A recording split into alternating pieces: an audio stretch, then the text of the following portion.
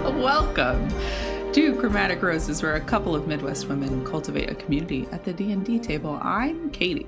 And I'm Soren. And this week in the Rose Garden, we are talking about another episode of Character Alchemy. Yeah. But it's Wicked Edition. Trending. Hashtag trending.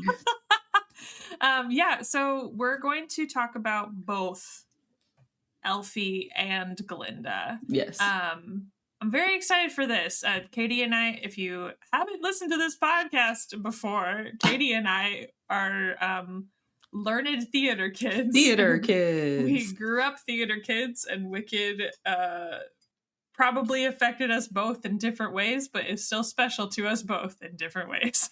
So true. So true. So this will be fun. I think this will be a good time. There'll be a little bit of nostalgia and a little bit of like newness to it because the movie just came out a while ago. So that's what we're going to talk about today.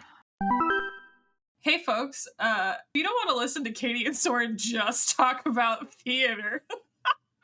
Then skip to. And go to this timestamp. Love you so much. Okay, So bye. Wicked was the first show that I saw at the Orpheum in Omaha. And Dad bought me tickets. I went with my dad and my stepmom. Yeah. And I think we were in like the third row. What year? Do you know? God, I wish it was a long time ago. Were you in high school yet? I don't remember. I really don't know. I'm like, were we in the same place at the same time? Because I went to Wicked after I got my braces off junior year of high school. Maybe. Yeah. It was a big deal. I had never been to the Orpheum before. I had only gone to shows at the Lead in Lincoln. Sure. And so it was the first time I had traveled to see a show. Aww. And we were like the third row.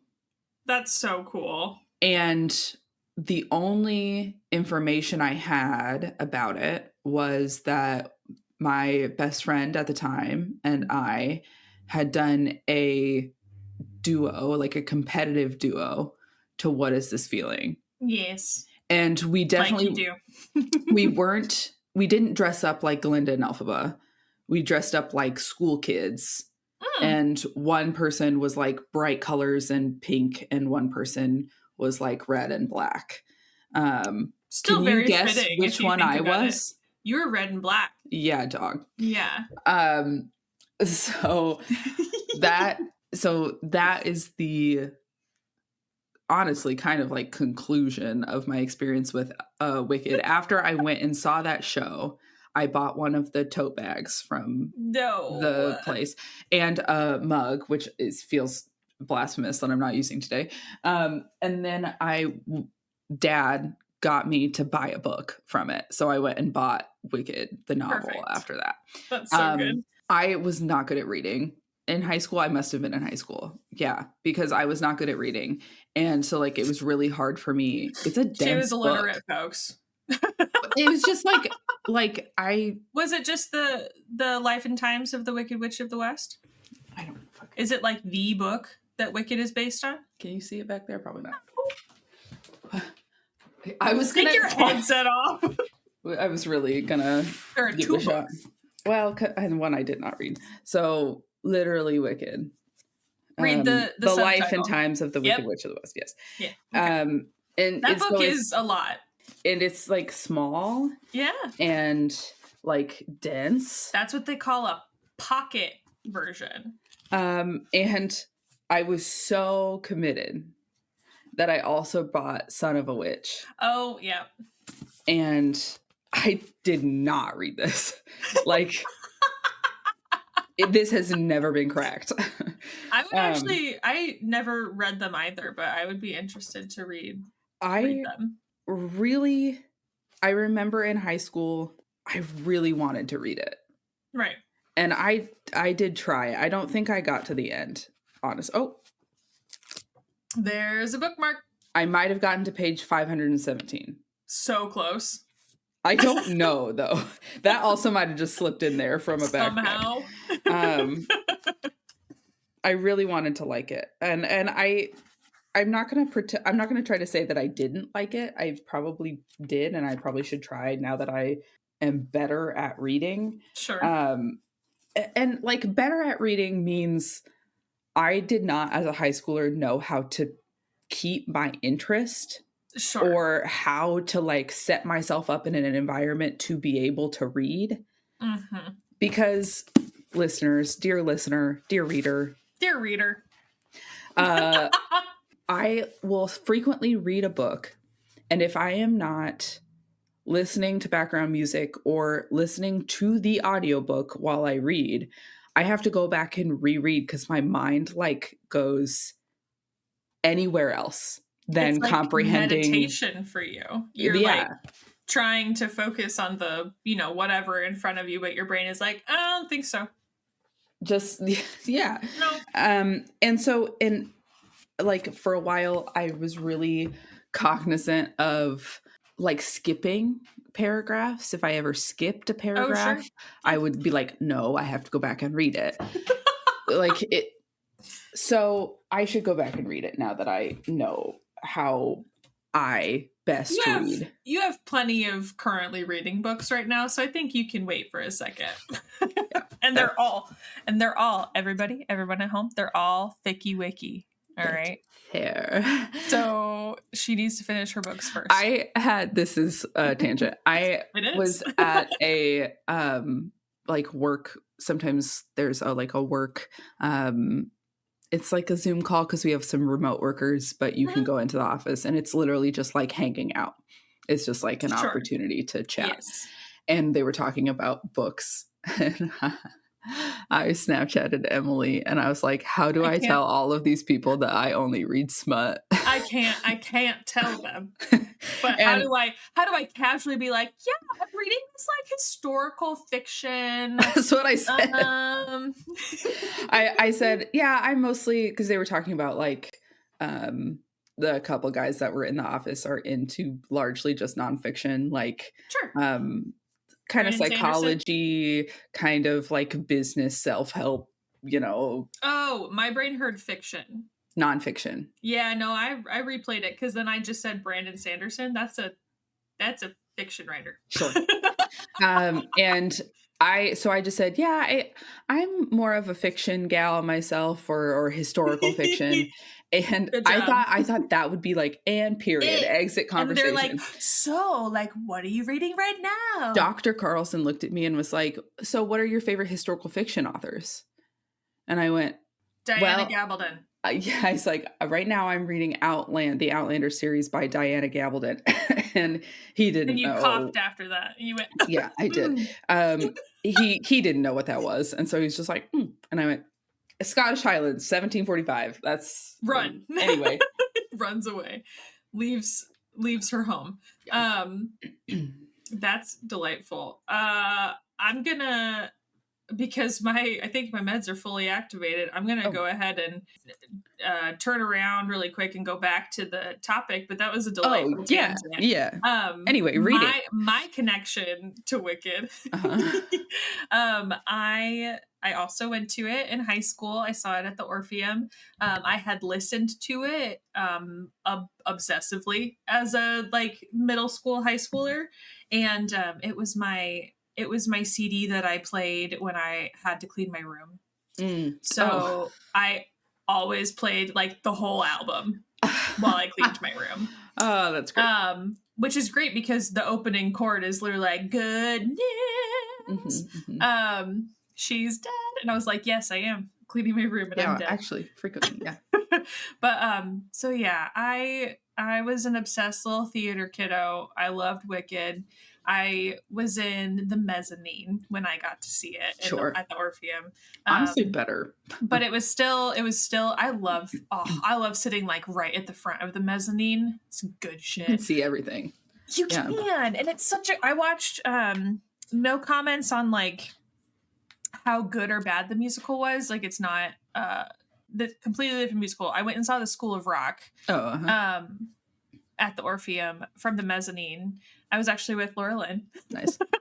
And I loved it. I feel like I had so much more fun because of that like top down like perspective. Felt the same way about Beetlejuice. Sure. But anywho, we're in the mezzanine. It's Wicked. I'm like a junior in high school, and I've obsessively been listening to this show for I don't know how long at this point. And I kid you not, the overture starts, and I had tears just like streaming down my face. Streaming. And like I dared not, my mom was with me. It was just me and mom. And I like dared not look at her. Yeah. Like I just like I wanted to experience it all alone. Yeah. Could I just like put all myself alone. in a box? I'm just in this little silo. That's how I feel I'm watching about Wicked, and my high school dreams have come true. Yeah. I forgot to mention our middle school choir also sang Dancing Through Life. Oh, so that's that. What you just described is how I would like to view all theater. Yeah. In a box by myself. Like, as much as I love discussing theater with friends afterwards, or there are some really comedic shows that I love having, like, honestly, if I've sat by you before, or like I've sat by Sam during shows, and like that's always a really good time. Yeah. To be able to look at your other theater friend and be like, hee hee.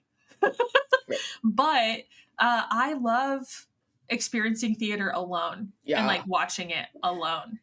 All truthfully, except for like 2 or 3 very unique outliers, all theater makes me sob. Like, they're just telling stories, and you can tell they all love doing it. Sometimes it is. Sorry, TJ, you're gonna enjoy that. Sometimes it is pride for friends that are on stage. Sometimes it's that, because we do a lot of community theater. Sometimes it's just the act of theater. Yeah. Sometimes it's the story. Yeah. Sometimes in a terrible cataclysmic event, it's all 3, and then I'm screwed. Yeah.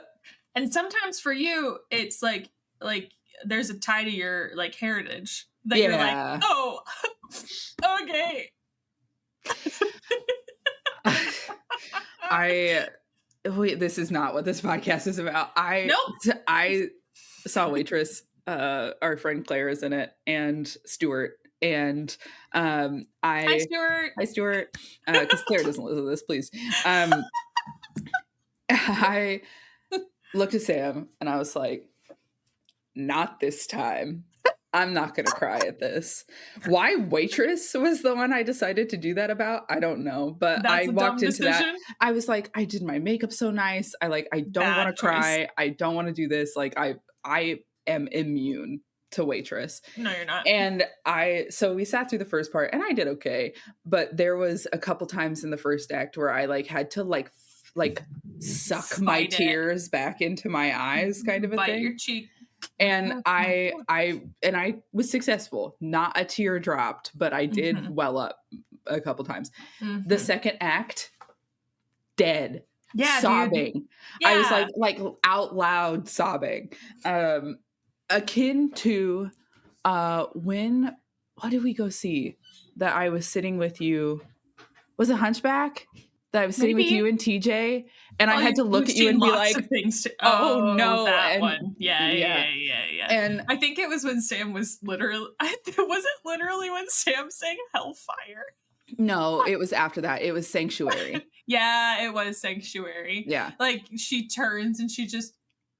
I just and similarly after Waitress, I had to look at Sam. I was like, help, you have to look at my face and tell me what it looks like, because I can't see.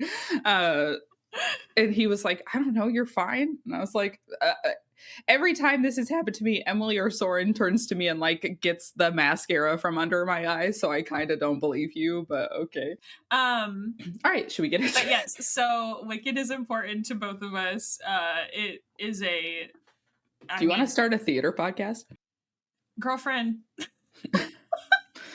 So no? All right. No, it's not that I don't want to. It's that we have this one. So Glinda is who we're going to start with. I thought you were calling me Glinda. I was like, yes. What is your opinion on people saying, is it when you're referring to the character, Is it Glinda or is it Galinda? I think it just depends on the time in the show that you're at. Sure. So like I think everyone and their dog just refers to her as Glinda. She's the one that overly emphasizes that it's Galinda. Because it's a little bit of a like she's trying to rebrand, right? So yeah. Or like make herself a little more this, that, and the other. Yeah. I don't care if people call her Galinda. It doesn't really matter to me either. I was just kind of being silly. Super silly. Haha. So as a reminder with character alchemy, when we make characters through alchemy, we are not trying to synthesize like a carbon copy of this character. We are trying to take the root pieces of said character and then give you some inspiration for building a D&D character based off of them. Right. They can look completely different. They can have a completely different backstory, but we are trying to bottle the essence of Glinda. Right. So one thing that we talked about when preparing for the episode is that I think both of these women are going to be spellcasters of some sort. That seems to make sense to me. That one checks out. I think race doesn't matter. I don't think that plays into this at all. I don't think so. So go ahead. I was just saying I'm just looking at classes. Yeah. I do think that when it doesn't really apply to race, but as like it could apply to aesthetics. Like we can talk about it later, but I do think that aesthetics are going to play a role in a character like Glinda. So I'm just going to throw that opinion out there. That's fair. As far as classes, the two that I wrote that I am interested in for a character like this is a bard or a wizard. That's what I was also going to say. Amazing. I love that. I thought I was going to have to make a case for bard, but since you already have that. I think so. Yeah. Not even a little bit. Are you kidding me? I think out of the two, I mean, it's a musical, so there's a point in which you could say like they're both musical, but I think Glinda is more charismatically driven than Elphaba. Yeah. And I think Glinda, I think Elphaba uses, if we're talking about like the theater context of like, why is everyone singing? Yeah. Elphaba uses music to make sense of the world and to like communicate in a different way than Glinda does. Right. Glinda uses music to like bolster people and like persuade people and to be charismatic and perform for people, which feels so much more bard adjacent. I would love that. Okay. No. You. But the reason I don't want to say like, go ahead and multi-class. I'm always so half and half about that because this is a Soren personal thing. If I like multi-class, the best that I've been able to multi-class is my arcane trickster rogue, and that's not even really multi-classing. Yeah. Like I just take more magic, but for me, I feel like when I start multi-classing, I like start to overwhelm myself with all the possibilities. So I think someone could absolutely multi-class bard wizard. But I like the moniker of wizard because it is a scholarly magic user, not somebody who's straight up like born with it, which I'm hinting at someone else. Yeah. I was also thinking that. I mean, the idea that Madame Morrible is uninterested in Glinda because she kind of sucks. Like she's not that talented. And she's not innately talented, and it's very clearly going to like take effort to take more effort than someone like it would with Elphaba to train her up and get her to a better level. So I think there's like some flavor there with wizard, but I think you could tie in that flavor into role playing and get more of the charismatic vibe of a bard, because the thing that stands out to me about wizard, the scholarly magic user of arcane power, Glinda like is not interested in studying. She's interested in being pretty. Yeah. So to me, if I were to make like a true wizard who kind of has that like bookish aesthetic, it kind of feels a little bit unbranded for Glinda specifically. I wonder, we would have to go look at all of the different like schools of magic. But isn't there the College of Glamour? I think there's illusions. Yeah. Let me see. I'm looking at it. But my thought is like, what if this person's, because this is anybody, this flavored character, their ability, if we're leading into the aesthetics and the vanity side of a character like Glinda, what if their magic literally comes from that? Like studying that kind of stuff, aesthetics and music and charisma, and like that's where their magic kind of springs from. Man, I haven't looked at these classes since college has been a while. Well, no, since they updated to the like 2025 rules. Oh, yeah. So technically, there's only one wizard subclass, and that is Evoker. Maybe that's just the new one. That must be. Okay.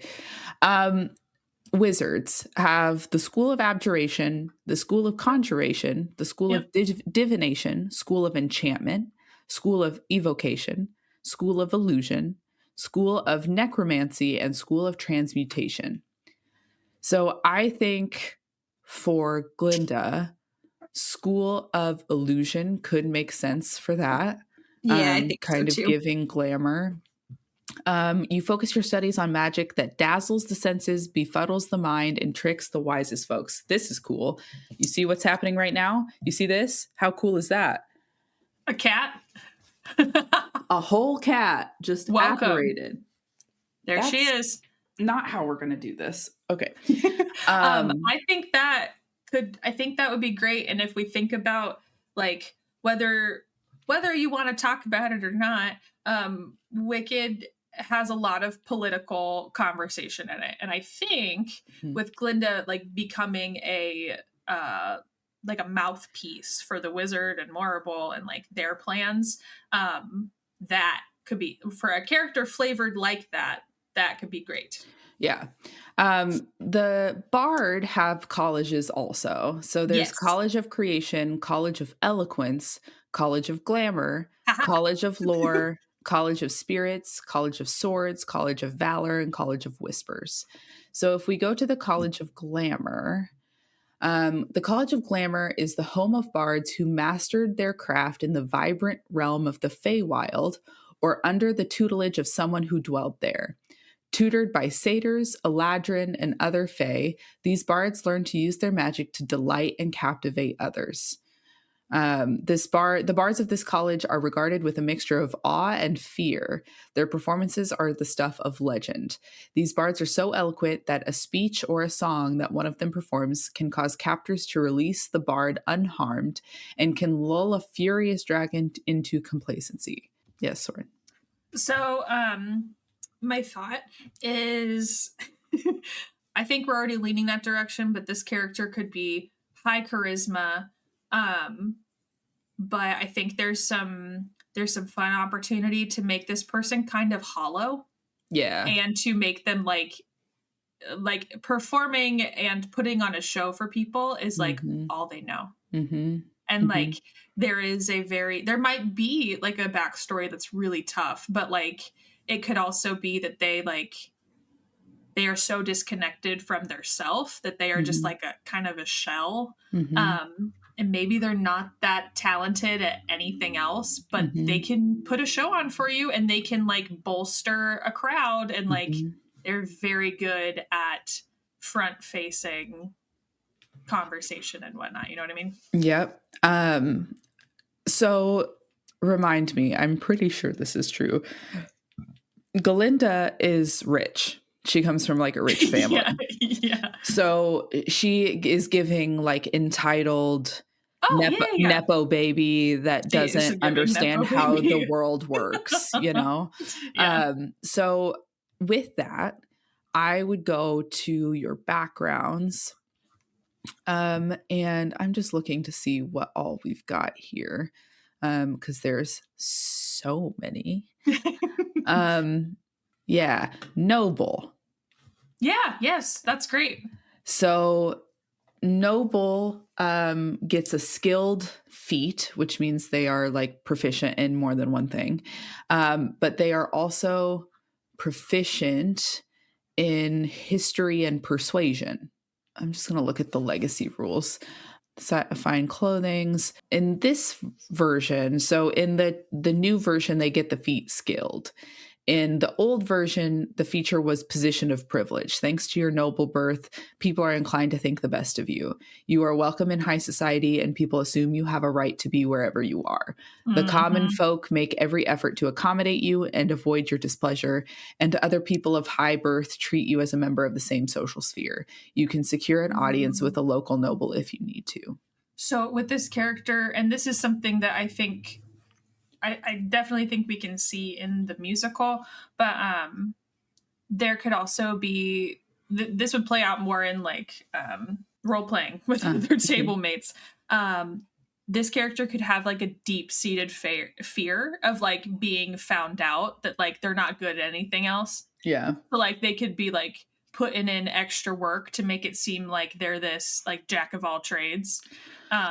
Or like pushing forward their other team members, seeming like they're really, really, really supportive of everybody, but in reality, they just know where their shortcomings are, and they're not good. I could do it, but you're so much better. You are so much better, and they like sing them a little like encouragement song. Or it's I could do it, but I really want to give you the opportunity to give it a try. So you go ahead. Hey, you know what? I could do it because I'm so good at it, but you're never going to learn if you don't try. Yeah. So I would rather you try. Don't you want to do that? It's giving the part in Dancing Through Life when she's telling Bach to go ask Nessa out instead of her. Like, would you do me this favor? Would you do me this kindness, please? And get away from, what I'm saying is get away from me, but I actually care about charity. And so I want you to give it to them. Look at that tragically beautiful girl. Right. She's so bored. And God, I would love to help her, but you see, I'm kind of tied up. Yeah. Yeah.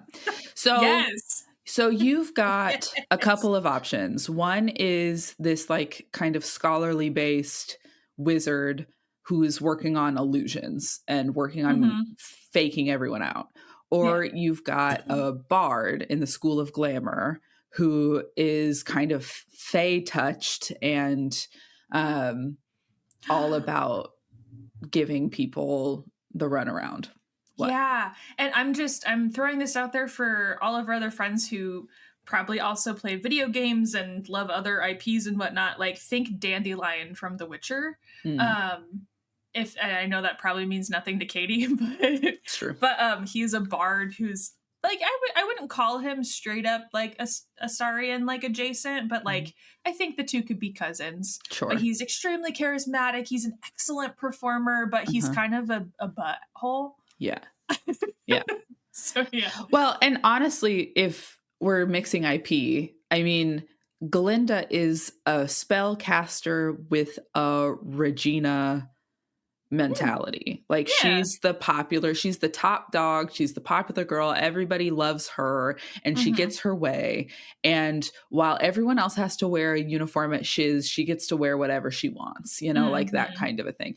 Yeah. And so you're giving that like mean girl aesthetic, but with a magic overlay. And maybe, and I mean, I think this is true of a lot of mean girl stories. There's like something going on there that they're concealing, right? That they're trying to hide via their looks or their skill or their money or whatever. We're concealing something there. There's a deep-seated insecurity somewhere. Right. And that gets shown through the like hollowness of their... I think a really, really fun like arc that this would be like talk with your DM a little bit. But a fun arc could be watching them either sink deeper into that and like make things like all the worse for them, or like the opposite and have a little bit of like a redemption, a really big growth arc for them where they learn from the members of their party and Right. maybe they do start to improve on other skills. Right. But there can be a lot of like push and pull with that.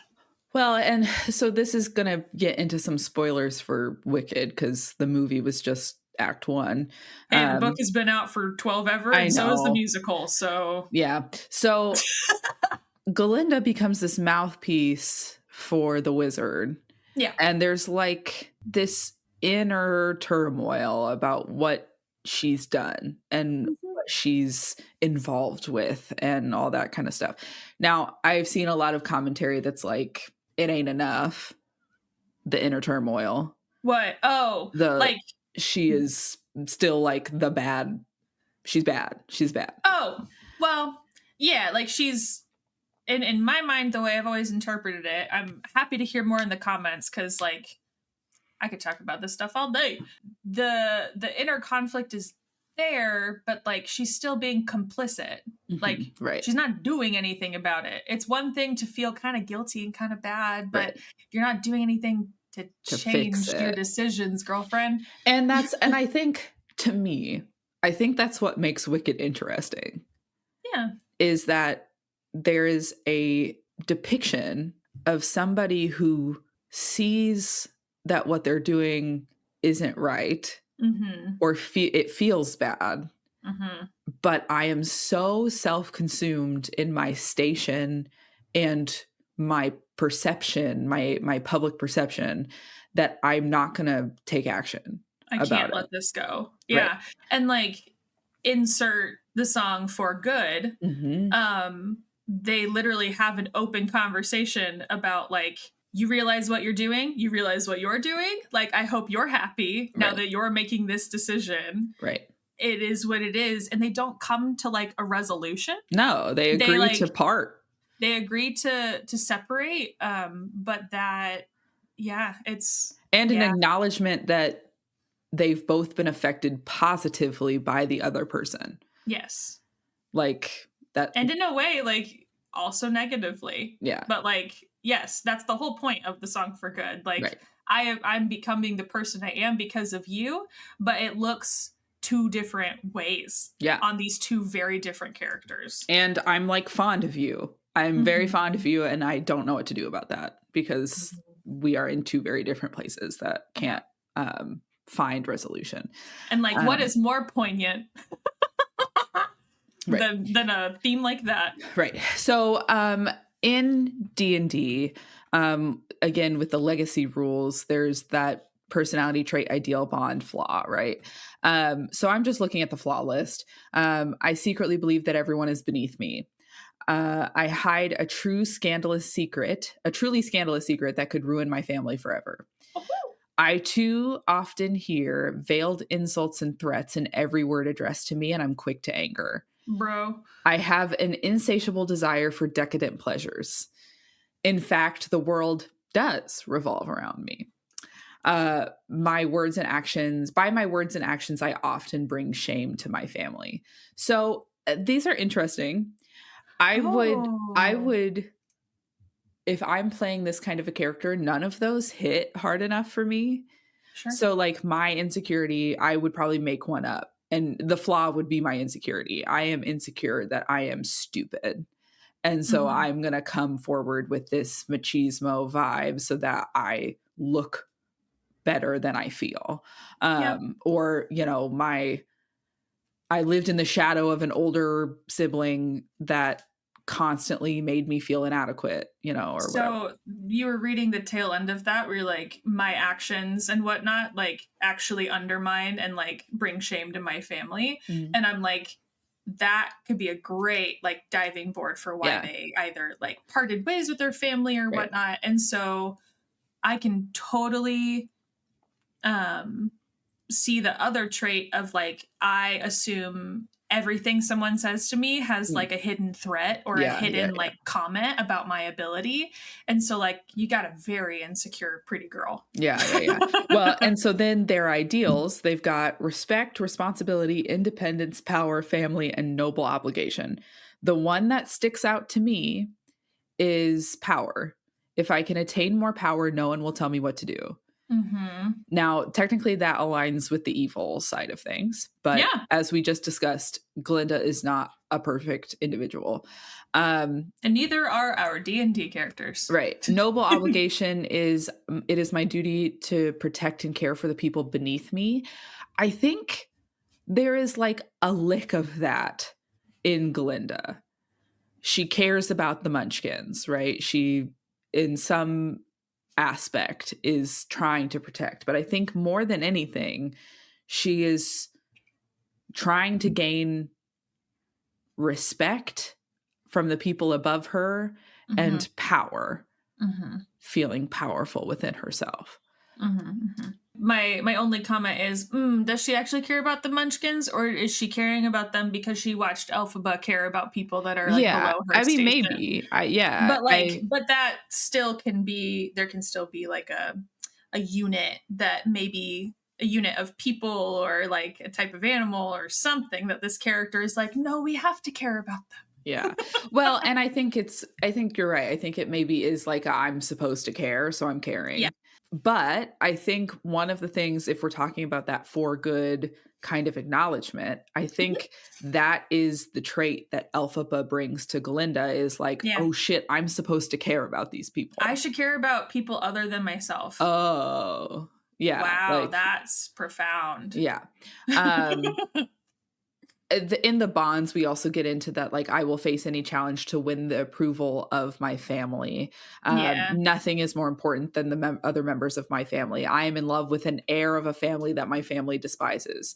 My loyalty to my sovereign is unwavering. The common folk must see me as a hero of the people. That could really fit.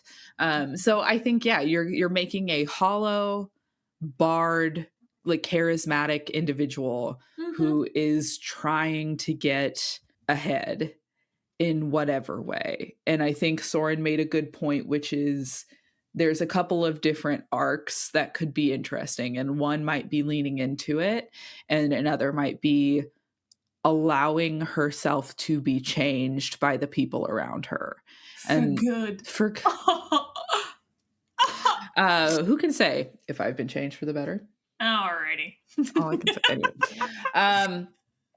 So I think you've got some interesting starting points there. And I mean, the idea of Glinda is not new, right? Like having this mean girl, hollow person who is trying to get ahead is very stereotypical. But there's a reason that it keeps coming back up. You know what I mean? Because there's plenty to be learned from this kind of person, right? Whether it's things to do or things to not do, right? You know. Right. I think that about rounds it out. Like for me personally, but I think that character sounds very, very enticing to me and very interesting. I think there's so much fun. Like role play opportunity. I think anyone who wants to play this kind of character has got to be ready for people in their party to slowly dislike them, maybe once they all start figuring shit out, and just like get comfy with that. It's gonna be okay. Like, gosh, if you can commit to that, there's so much cool story sitting there. It is giving Astarion, right? Where like he eventually comes around to like enjoy some of these people. Yeah. And there's a moment where I'm like envisioning like a campfire scene where it's really late and maybe the hollow bard and one other party member is taking the watch for the night or something like that. Yeah. I think there are some neat opportunities for the player of the hollow bard to let their guard down. With trusted individuals. Yeah. Of like, you know, maybe the trusted individual is like, man, why are you such a bitch? You know? And that can be a time where the hollow bard comes down and says, well, maybe you should try being the youngest of 7. Right. And like lets out some of their like trauma a little bit. Yeah. And then that person, I will say, in that party, it will be miserable if the other party members aren't willing to buy into that there's something underneath this person. Yeah. And I say that from the perspective of like, we did not get anywhere near this, but coming into our party as a devil in a moment of deep grief for everybody else, like, had we stuck at that level for a long time of like constant rejection, I would have left the party. Like, I would have just said, I need a new character. This sucks. Here I go. Like, I would bet, as somebody who has played a character who has been rejected initially, my request of the rest of the party members would be like, hey, keep pushing on this character. There's something there. Please don't give up on this character. Like, work with me. I want to make this really interesting story, but I need you to be on board with it. Otherwise, it's going to be terrible for me. Yeah. So I think there's got to be like a social contract of sorts between the person playing the like bitch of a character and the rest of the party to say like, okay, we're going to keep pushing this person until we get to where we're wanting to go.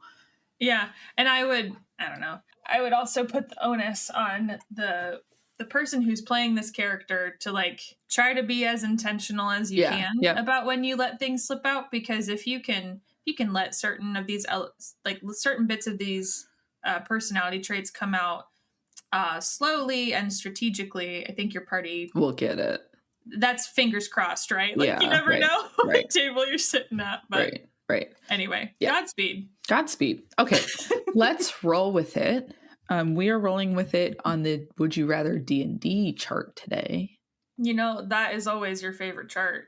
It gave us the reverse mermaid. Oh, well. We'll see. Okay. We got an 8. Would you rather completely flub in a really strong role-playing moment or be the lowest contributor in a boss fight? Which way would you prefer to suck?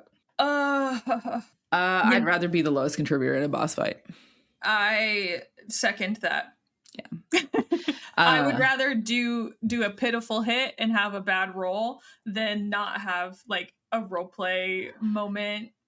Combat. Yeah. Combat feels so incredibly out of my control because it's up to dice. It's when it feels the most board game to me. That I can disconnect from that and be like, this just wasn't it for me. It's okay. The roll just wasn't there. But I can control the role play moments. And when the role play moments hit, they hit. So I would rather be driving the car behind a role playing moment that hits. You know what I mean? Yes, I do. That one was wildly simple for me, I think. That was easy peasy. Okay. Well, then back to it. Let's dive into our others. All right. It's time for Elphaba. I'm also like half taking some notes because I really enjoyed talking about like an inspired Glinda character. Sure. And so I'm kind of like, Sure. I use this later. So okay. What are you thinking? Elphaba feels like a sorcerer because she sure does. You could tie in some like wizardly aspects because she is like scholarly. Yeah, she still goes to school for it, but it could be she's well, that is what happens in the musical is like Elphaba has this power. Mm-hmm. It's not really explained. She doesn't have a lot to go on, so she goes to school like to hone it, right? Right. So I think you don't even have to like multi-class with wizard. I think you could literally have the drive of I've always had this very explosive ability and I don't know how to like tame it, so I have to go to school. Something like that. The sorcery subclasses are a little bit more specific. Sure. So you've got aberrant mind, which is like psionic powers. You can now touch other minds that with that power and alter the world around you by using it to control the magical energy of the multiverse. You've got Clockwork Soul, which is something very specific to like Mechanus. It's like there's like a whole book around it. Divine Soul. Sometimes the spark of magic that fuels a sorcerer comes from a divine source that glimmers within the soul. So it's more like godly. Draconic Bloodline. Your innate magic comes from a draconic magic that was mingled with your blood or that of your ancestors. Okay. Shadow magic is what Tisiphone has. So it's like very shadowy in vibe. And then storm, sorcery, innate magic comes from the power of elemental air. Many with this power can trace their magic back to a near-death experience caused by the Great Rain. But perhaps you were born during a howling gale so powerful that folks still tell stories of it. And then there's wild magic. Your innate magic comes from the forces of chaos that underlie the order of creation. You might have endured exposure to raw magic, perhaps through a planar portal leading to Limbo, the elemental planes, or the far realm. Perhaps you were blessed by a fae being or marked by a demon. Out of those descriptions, I think I could make a case for storm sorcery or wild magic. Yes. Yeah, I think I was just like reading over some of that. Sure. I think I agree. And I think I would lean towards the storm one because maybe the wild magic, I don't know how we flavor this, but maybe wild magic more so at the beginning. And like, I don't know how this works mechanically, but my thought is like going from like unruly to being able to wield it more. But I like the idea of the storm one because I mean, even in the opening of the show, like it's a very tenuous birth. Yeah. I'm just looking at that. So yeah, storm sorcery to me, I can make a case for that just because of like the Wizard of Oz, like origin, tail, fly, the twister, like all of that kind of stuff. I think the wild magic is interesting because she is magic because of the elixir, right? Right. So to me, that is giving that like you endured exposure to raw magic. Yeah. And I'm just looking at the wild magic sorcerer. So Tides of Chaos. Starting at first level, you can manipulate forces of chance and chaos to gain advantage on one attack roll. Anytime before you regain the use of this feature, the DM can have you roll on the wild magic surge table immediately after you cast a sorcerer spell of first level or higher. Then you've got Bend Luck. Starting at 6th level, you have the ability to twist fate using your wild magic. When another creature you can see makes an attack roll or an ability check or a saving throw, you can use your reaction, spend 2 sorcery points to roll a d4, and apply the number rolled as a bonus or penalty to the creature's roll. At 14th level, you gain a modicum of control over the surges of your wild magic. Whenever you roll on the wild magic surge table, you can roll twice and use either number. And then spell bombardment. At 18th level, the harmful energy of your spell intensifies. When you roll damage for the spell, roll the highest number possible on any of the dice. Choose one of those dice, roll it again, and add that to the damage. You can use this feature only once per turn. So they're like, understanding that she, as she grows, becomes A, more powerful and B, more in control.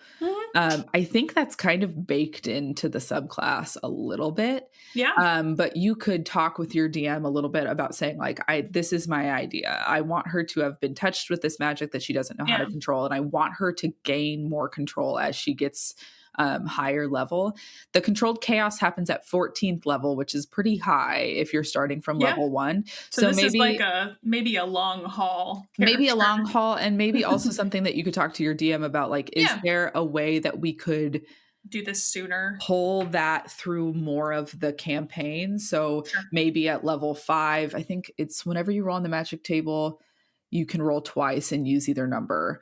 So maybe it's like that's how it starts. And then when you get to level 14, it becomes even more controlled. So like maybe you roll 3 times and use any of the numbers, or maybe it's you eliminate certain choices within the table or something like that. Yeah. I think that makes sense because the wild magic table is crazy. But it's also fun.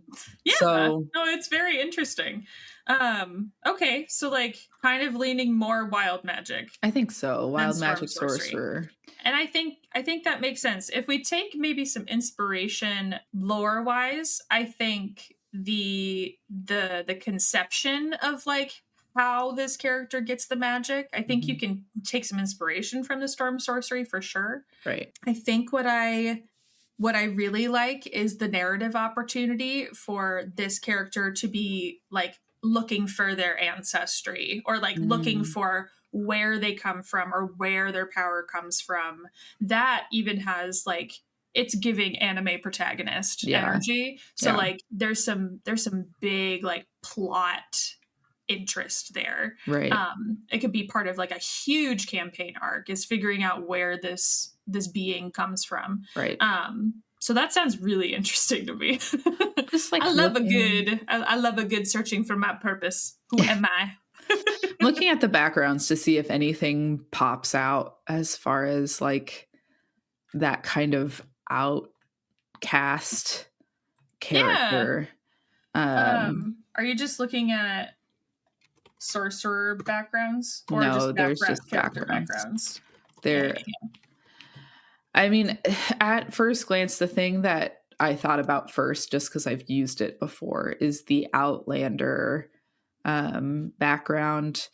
But Outlander kind of means in this context that you grew up in the wilds, far from the comforts of town and technology. You witness the migration of herds. You know, like you're more like a out of towner. I mean, with the way the movie version of Wicked like portrayed this, and I've heard, because I haven't read the book, so if anyone has read the book, or Caitie, if you remember it all, like Elphaba does grow up around like a lot of the capital A animals. Like she is familiar with them in I guess more than her peers when she comes to Shiz. But in the movie version, like they literally show her nanny as a bear. Right. So like I think there's a little bit of room for a character to something like that. Could also be a hermit. Again, I'm looking at the legacy rules. You've lived in seclusion, either a sheltered community such as a monastery or entirely alone, for a formative part of your life. In your time apart from the clamor of society, you found quiet solitude and perhaps some of the answers you were looking for. Look, we've got the makings of a Disney no parents orphan taken in by like an entity. Yeah. If you take this, you have skill proficiencies in medicine and religion. You get an herbalism kit. And then this life of seclusion, there's a life of seclusion table. And you just basically pick the reason for your isolation. So I was searching for spiritual enlightenment. I was partaking of communal living in accordance with the dictates of a religious order. I was exiled for a crime I didn't commit. I retreated from society after a life-altering event.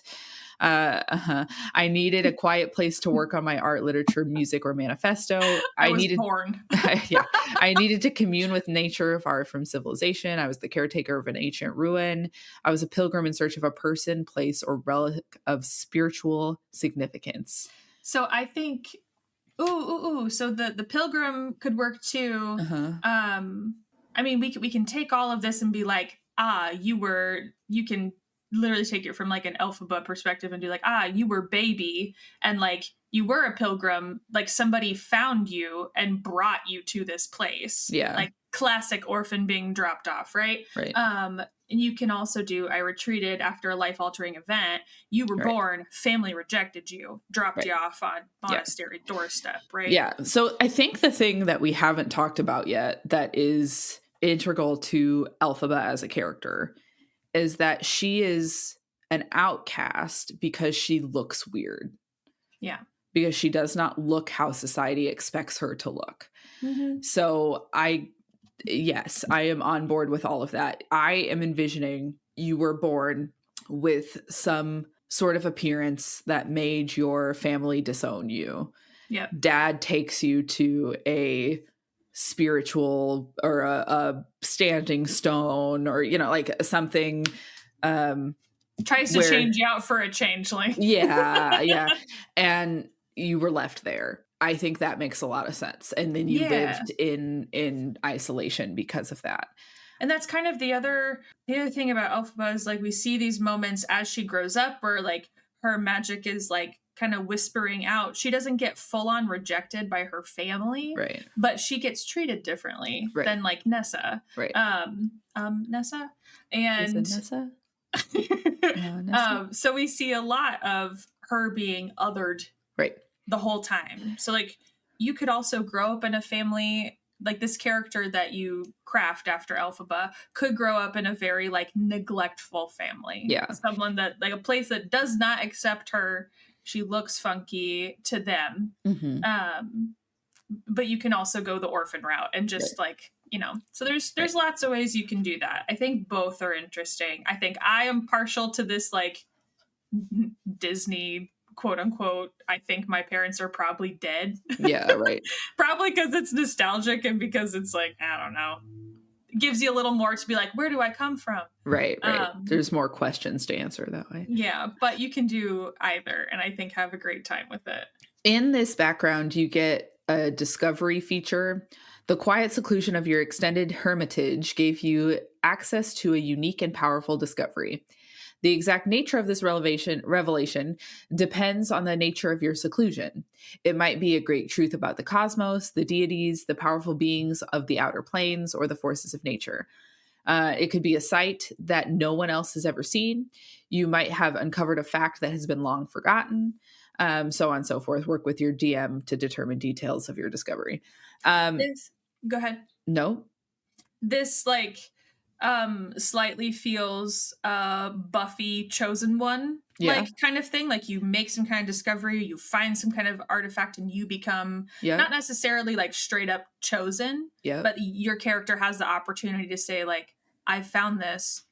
Do I act on it or do I try to suppress it? And if we're sticking to like a Wicked theme, to me, this feels like her ability to read the grimoire.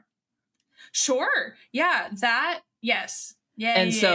And and in the Wicked story, that's the part that makes her usable by this corrupt leadership. And so she's insecure about being accepted. Becomes accepted by this corrupt leader.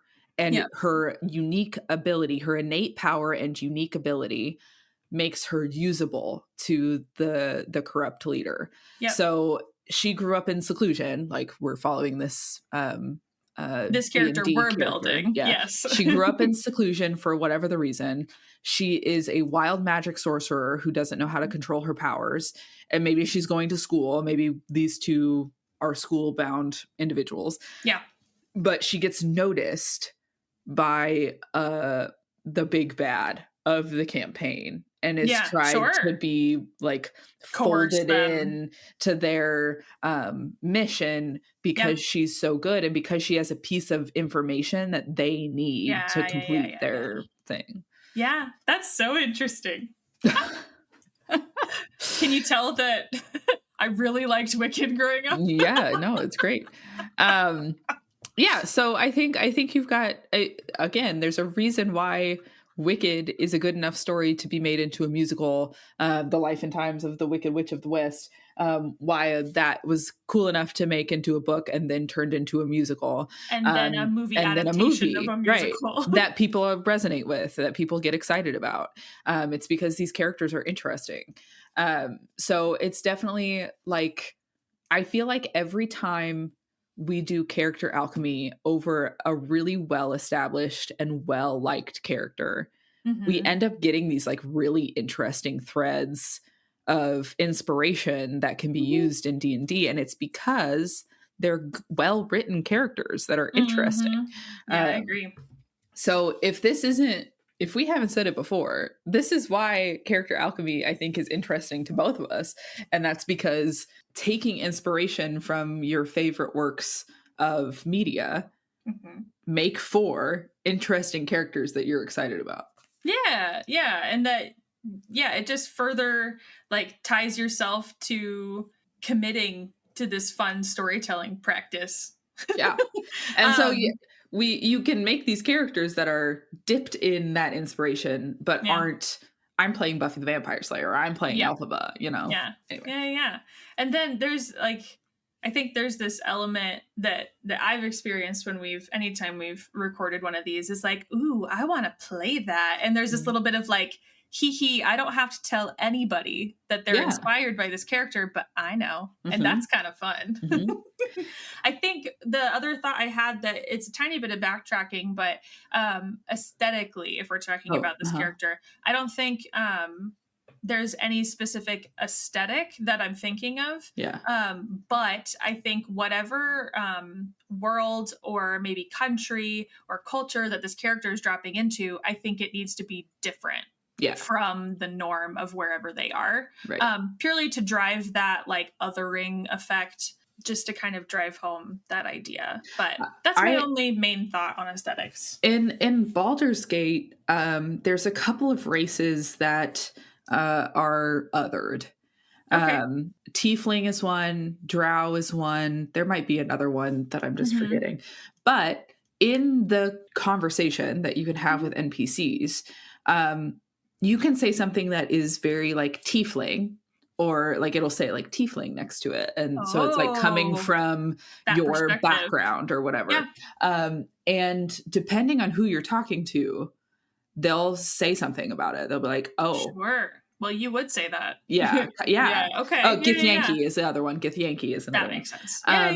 And you'll hear, because like there's an NPC that is a Githyanki and in your party, and you'll hear other party members be like, we can't trust her because she's a Githyanki.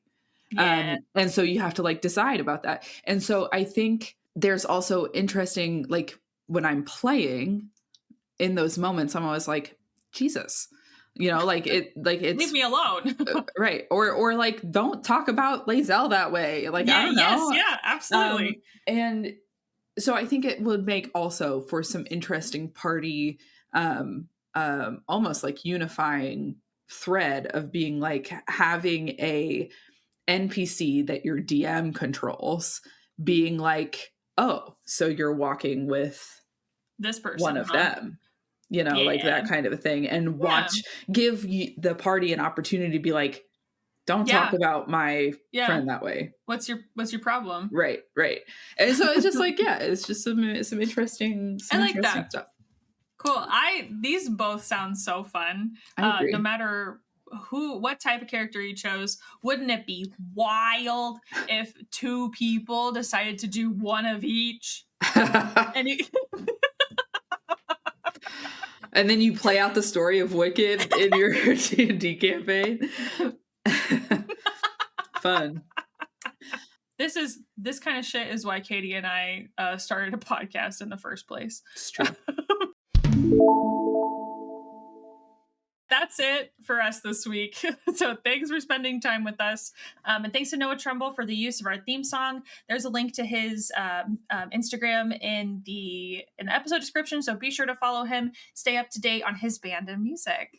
Yeah. And if you're enjoying the show, there's some things that would be pretty rad if you did. You could leave us a review or comment on our videos, which as people do, we always get really excited. And I think I've said this before, but like between TJ, Soren, and I, there's like a Snapchat thread of like, somebody else commented. So you can find us pretty actively there. You can also follow us wherever you get your podcasts. So if you're watching on YouTube, you can hit that subscribe. If you're listening on Spotify, you can also follow us there so that we show up more actively in your feed.